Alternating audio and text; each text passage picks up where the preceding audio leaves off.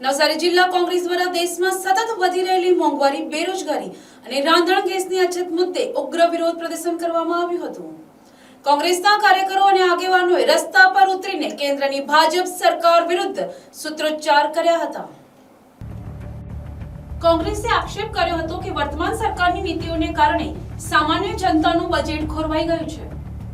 તેમણે વડાપ્રધાન મોદીને આઝાદી પછીના સૌથી નબળા વડાપ્રધાન ગણાવ્યા હતા અને પરિવર્તનનો હુંકાર કર્યો હતો। વિરોધ પ્રદર્શન દરમિયાન કોંગ્રેસના નેતાઓએ જણાવ્યું હતું કે હાલમાં કોમર્શિયલ ગેસ સિલિન્ડર મળતા બંધ થઈ ગયા છે।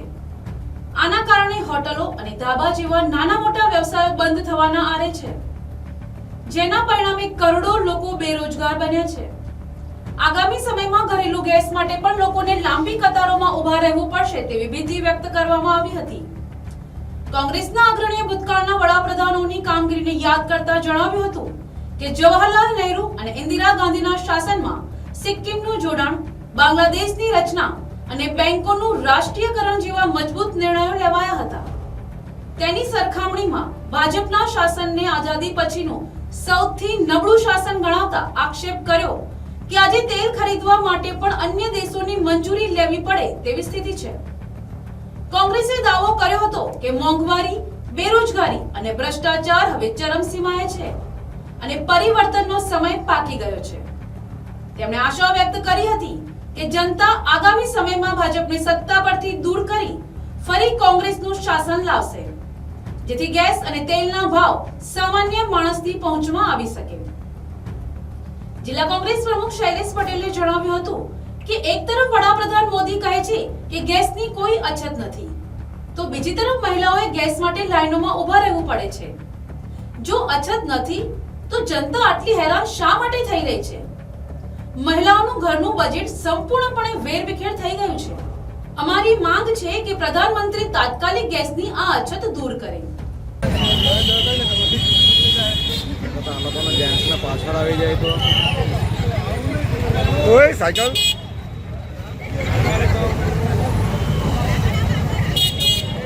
લગનમાં ફેરવા ને તેમ ફેરવી ગયા।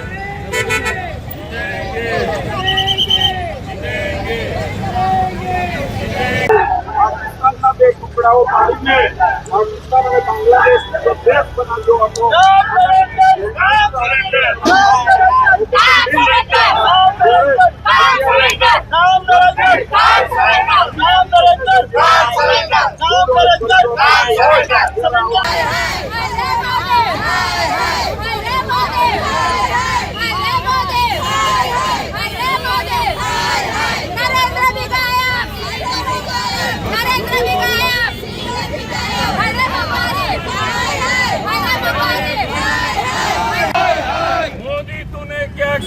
देश को बर्बाद किया।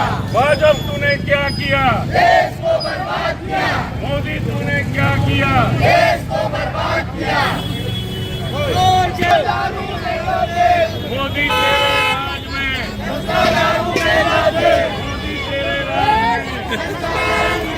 हम लड़ेंगे चोरों से, हम लड़ेंगे चोरों से, हम लड़ेंगे चोरों से। हाय रे मोदी, हाय रे मोदी, हाय रे भाजपा, मोदी तूने क्या किया? देश को बर्बाद किया। भाजपा तूने क्या किया? દેશમાં અરાજકતા અને ભયનો માહોલ ફેલાયો છે। Gas cylinder, commercial gas cylinder મળતા બંધ થઈ ચૂક્યા છે અને હવે આવનારા સમયમાં લગભગ લોકોના ઘરના સિલિન્ડર પણ મળતા જ બંધ થશે એ વાત નક્કી છે। કારણ કે જ્યારે ઇન્દિરાજી વડાપ્રધાન હતા એમણે સિક્કિમને કબજે કરીને 22મું રાજ્ય તરીકે ઘોષિત કર્યું હતું। પાકિસ્તાનના બે ભાગલા કરીને બાંગ્લાદેશ દેશ બનાવ્યો હતો અને બેંકોનું રાષ્ટ્રીયકરણ કરીને એમણે લોકોના દિલ જીત્યા હતા। પરંતુ ભારતીય ઇતિહાસમાં આ સૌથી નબળો વડાપ્રધાન છે કે જેમણે તેલ ખરીદવા માટે પણ અમેરિકા પ્રેસિડેન્ટ ટ્રમ્પની પરમિશન લેવી પડે। આવા ડિસિઝનો લેનારો કે લોકોના ઉપર નિર્ભર રહેનારો નબળામાં નબળો વડાપ્રધાન જો હોય તો આઝાદી પછીનો આ સૌથી નબળો વડાપ્રધાન નરેન્દ્ર મોદી, જેમને પહેલીવાર જોયો છે અને એમના કારણે દેશના નાગરિકોએ વારંવાર લાઈનમાં ઉભા રહેવાનો સમય આવ્યો છે।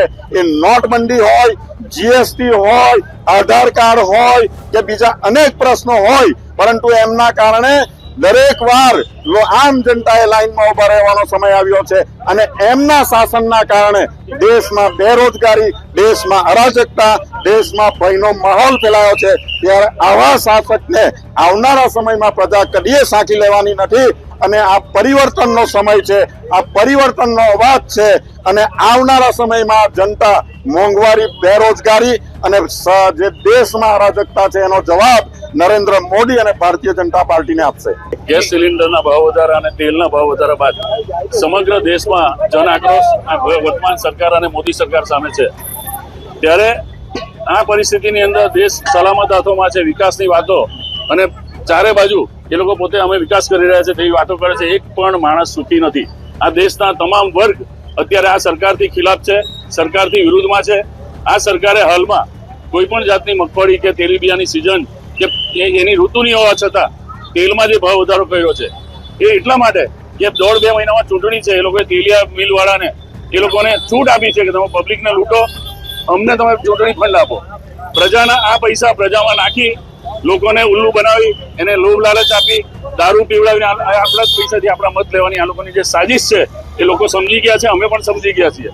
અને વર્તમાન સમયમાં જે ગેસ સિલિન્ડરની પરિસ્થિતિ છે તેના લીધે લાખો કરોડોની સંખ્યામાં આખા દેશમાં જે ફાસ્ટ ફૂડ વાળા છે, હોટલ રેસ્ટોરન્ટ વાળા છે, તે લોકો પણ બેકાર થવાના છે। તેની સાથે નવી રહેલા કારીગરો અને મજૂર વર્ગ પણ એ બેકાર થવાનો છે। તેના લીધે ધંધાકીય બી અસર પડવાની છે। ત્યારે આવી અક્કલ વગરની સરકાર કે જેને એક સિલિન્ડરથી કેટલું બધું મોટું નુકસાન થાય તેની ખબર નહીં હોય એવી સરકાર એને લોકોએ ઉખાડીને ફેંકવાની નેમ લીધી છે। આગામી ઇલેક્શનોથી એની શરૂઆત થશે અને 2027 અને 29 સુધીમાં ભારતીય જનતા પાર્ટી નેસ્ત નાબૂદ થઈ જશે એવો લોકરોષ અત્યારે જોવા મળે છે। કેન્દ્ર સરકારની જે ઉર્જાની સિક્યોરિટીની નીતિ છે તે સદંતર ફેલ છે। આજે દેશમાં વપરાતા ટોટલ ઈંધણ, ગેસ, પેટ્રોલ, જેટલું પણ ક્રૂડ, આ બધાની 2/3 આપણે આયાત કરવી પડે છે। સંજોગો જ્યારે આવા હોય ત્યારે લોકોને સસ્તા ભાવે રાંધણ ગેસ પૂરો પાડવો એ પ્રાથમિક ફરજ છે। તેમાંથી આ દેશ, આ વ્યવસ્થા અને આ સરકાર ચૂકી છે।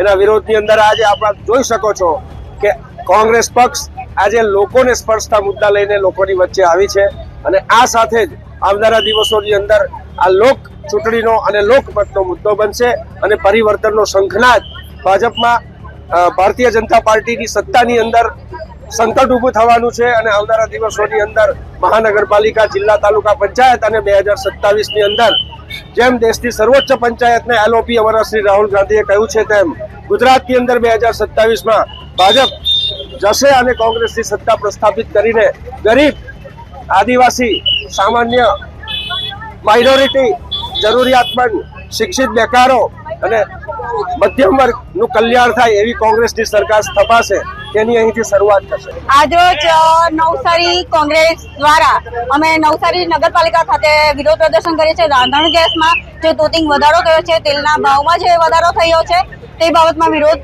દર્શાવ્યો છે। રાંધણ ગેસનો તમે જોઈ શકો છો કે લગભગ આપણે રાંધણ ગેસનો 60 રૂપિયા અને કોમર્શિયલ ગેસનો 115 રૂપિયા ભાવ વધારો થયો છે। અને જે ઉદ્યોગો છે, હોટલને લગતા કે રેસ્ટોરન્ટ કે લારી, તેવા લોકોને ખૂબ જ માર પડી રહ્યો છે। મહિલાઓનું, ગૃહિણીઓનું બજેટ ખોરવાઈ રહ્યું છે। ત્યારે મહિલાઓને જ્યારે લાઈનમાં ઊભું રહેવું પડે છે। તમે જોઈએ તો 2000 પહેલા તો નોટબંધી આવી, ત્યારબાદ કોરોનામાં ગેસના બાટલા માટે લાઈનમાં ઊભું રહેવાનું, નોટબંધી માટે લાઈનમાં ઊભું રહેવાનું અને હાલની પરિસ્થિતિમાં તમે જો તો અત્યારે તો ગેસના બાટલા માટે પણ લાઈનમાં ઊભું રહેવાનું। મારી બહેનો કરે છે તો બહેનોને હું લાઈનમાં ઊભું રાખીને બેભાન જ કરી છે। હમણાં જ મેં ન્યૂઝમાં જોયું તો એક બેન બેભાન થઈ ગયા હતા, છતાં બી લોકો, મોદી સાહેબ એમ કહે છે, આપણા પ્રધાનમંત્રી એમ કહે છે કે ગેસની કોઈ અછત જ નથી। કોંગ્રેસ અફવા ફેલાવે છે, ગેસની અછત જ નથી, ગેસની તંગી જ નથી, તો આટલી બધી લાઈન શું લાગે છે? આટલી બધી લાઈન લાગે છે, લોકો બહેનો હેરાન થાય છે, મોંઘવારી ચરમસીમાએ છે, બેરોજગારી વધે છે, તેલના ભાવમાં વધારા છે। તો અમારી સરકારને એ જ રોજ કે સત્તા પરિવર્તન જરૂરી છે। Bureau report, NDC news, Navsari.